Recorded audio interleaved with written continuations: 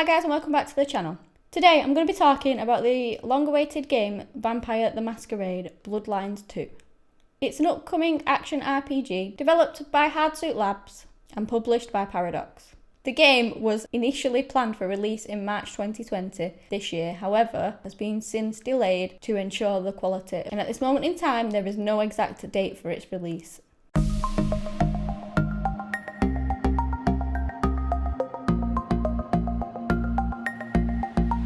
Now, everyone loves vampires. There's always been an appeal to the sleeping all day, party all night, non-aging or suffering from a failing body. Yet the actual opportunity to play such a creature does not frequent us often. The first instalment, The Vampire Masquerade, for those who had the opportunity to play this game, they were all too aware that it was an ambitious and hugely flawed game, with its clunky mechanisms combined with the limitations in 2004 when it was released. There's also another factor why this game may not have done so well, because it was released at the same time as Valve's Half-Life 2, which is arguably one of the best PC games of all time. The original game reviewed well but sold poorly. However, it did actually end up on some of people's best RPG games list. Bloodlines 2 has been 16 years in the making, and it appears that it will fully realise our vampire fantasies. It takes place in the 21st century Seattle at Christmas time. As well as vampires, this game also depicts werewolves, demons and other supernatural creatures. The vampires are bound to a code in which they must protect their secrecy to their existence, as well as avoiding unnecessary killing of humans. You find yourself in the middle of a mass embrace where vampires have spiralled from their code, kidnapping humans and forcing them to be turned into vampires without the knowledge of the clan leader. The Camarilla, which was once the faction that kept vampires in check and punished those who strayed from the masquerade, seem to have dissipated. Without such an iron fist, cities like Seattle are ripe for the taking, leaving even the newly turned the possibility to establish some power over the city. You will follow missions, join clans and factions in order to get through a type of vampire puberty, in which then you will become a full blood and advance the vampire ranks.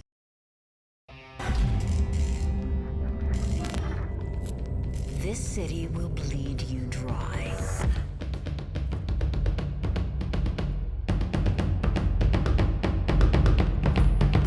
Safety is bought with blood.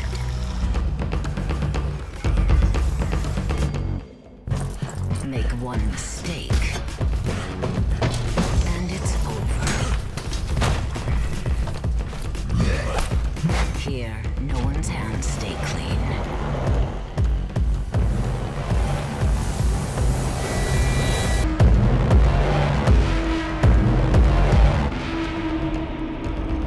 But I've waited so long to see it again.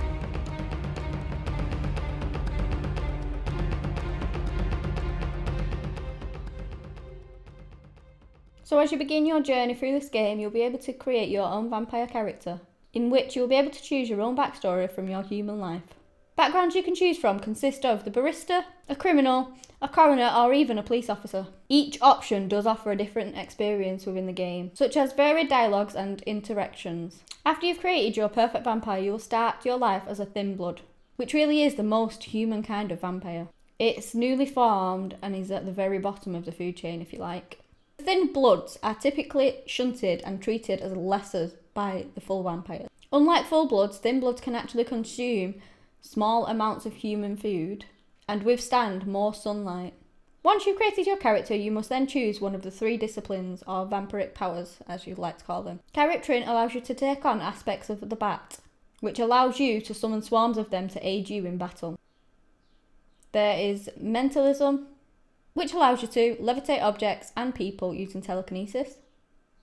Nebulation allows you to camouflage within the fog.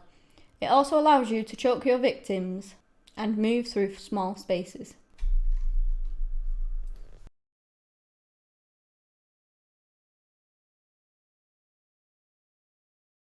As you progress the game as a thin blood, eventually you will choose one of the full blood clans to join, and this will make you a full blood yourself. You will also gain the disciplines of the clan, which will vary depending on which clan you choose. There are many factions and clans throughout this game. So you have Auspex. They can use aura sense to see NPCs through walls and mark their weaknesses. Or psychic projection, where you can detach yourself from your body. Another ability the clans have is Potency. This is the strength ability where you can knock down walls and throw your enemies. Or Earth Shock, which is a punch to the ground, sending out shock waves that will knock your enemies down. Celerity, where you can move faster than the blink of an eye. You can use Unseen Storm to disorientate your enemies, or use Accelerate to slow down the world around you and even dodge bullets. Thaumaturgy, where you can turn your own blood into spikes. Or Purge, that actually makes your enemy vomit blood, which does heal you. Or at higher levels, you can use Boil Blood, which makes your enemies explode from the inside and damage those around them. Presence, which means you can awe a room full of people and turn them into mindless worshippers. Or Entrance, where your admirers will follow you around, forming a shield to protect you from harm. There's also Dominate, where you can mesmerise your enemies, making them oblivious to their surroundings. And Pain, or command an NPC to attack enemies or move objects. Fortitude, you can use Absorb to deflect attacks and heal wounds. Or Personal Armour, where you can turn your skin into stone. Dementation, you can haunt an enemy, causing them to flee in panic. Or use Berserk to fill them with uncontrollable rage to lash out at everything around them. So what if you've chosen your faction and decide that you want to change your mind? Well, not only will you be able to pledge your allegiance to one of them, you can actually alter this decision at any time. You could be a double agent, go rogue, or just be completely loyal to the one faction. Whatever you want to do in this game is yours for the taking. Okay, so you can get more info on the official website, but here's just a little bit of information into the factions. The Pioneers. They were among the first to settle in Seattle. They're an old power but have recently given up a lot of their influence across parts of the city. They're a group of idealists, romanticists, that distinguish themselves from their more hot-headed vampires. The Camarilla, as previously mentioned, these represent institutional power in Seattle. They're kind of like boardroom type, sophisticated, high-priced and like to keep things on the lowdown.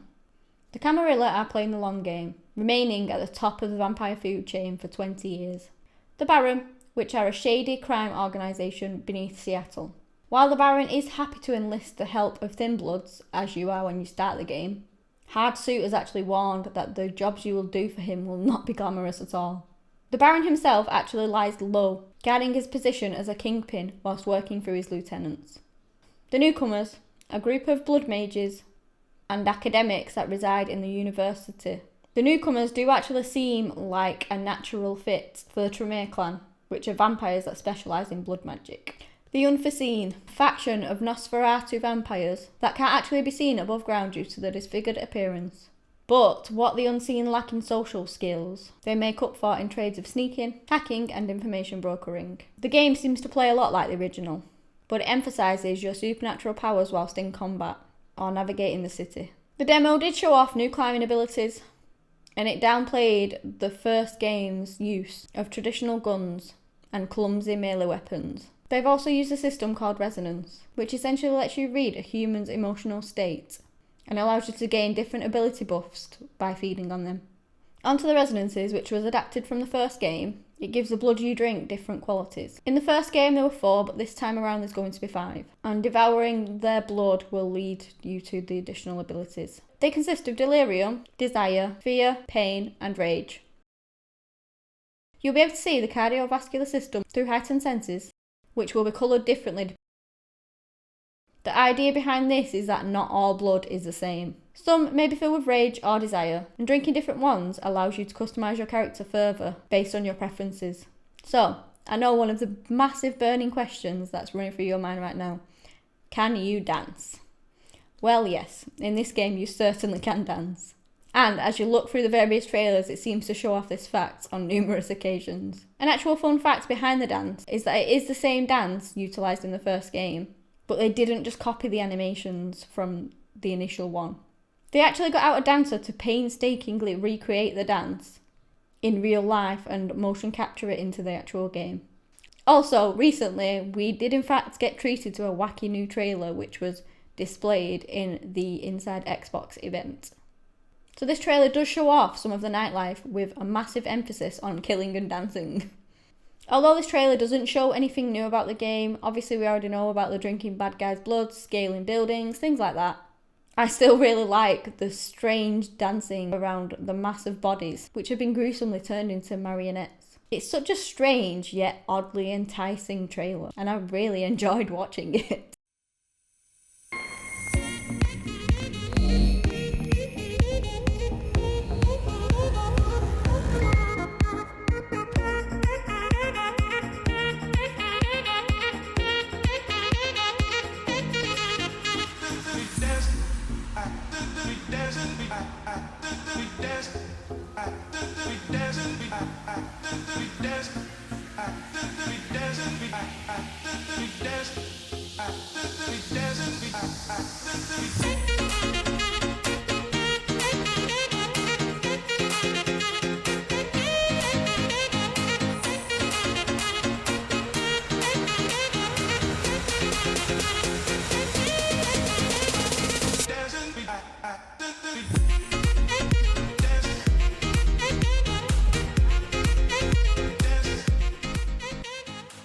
So it's estimated that this campaign will take you around 25 to 30 hours depending on your playstyle. As with the first game, there's going to be many side quests and branching missions. This will allow you to extend your gameplay if you so wish. So obviously there's a lot of information about this game out in the world. It's going to be released soon. I just wanted to touch on it when the new trailer came out and give my opinion of the new trailer, which obviously I've told you is crazy and insane, but I absolutely love it. That's all I've got for today, guys.